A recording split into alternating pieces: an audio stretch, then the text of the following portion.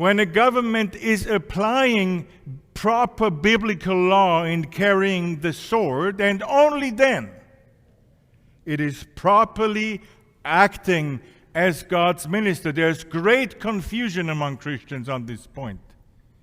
It is not at all times that the government is actually a minister of God. It is only a minister of God when the government ministers according to God's word.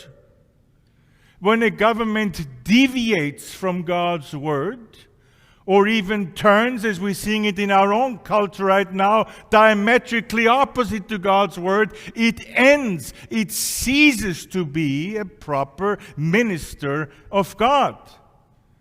So the often heard saying that we have to obey government no matter what is not only dangerous, but flat out unbiblical.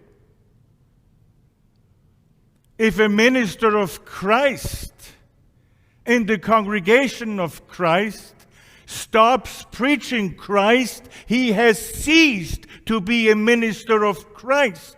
Rightly so, he will be also declared as being removed from his office as a minister of Christ because he has ceased to be such. It is no different with governments. But we have talked a little bit about this when we talked about the fifth commandment. But for us and for our purposes this evening on the sixth commandment, we have to understand that the civil government is only a minister of God when it actually ministers in the will of God and not contrary to it. I know it is far more comfortable to just sit back and say, I ought to obey government no matter what. That's the same what the Christians did in the 30s in Germany.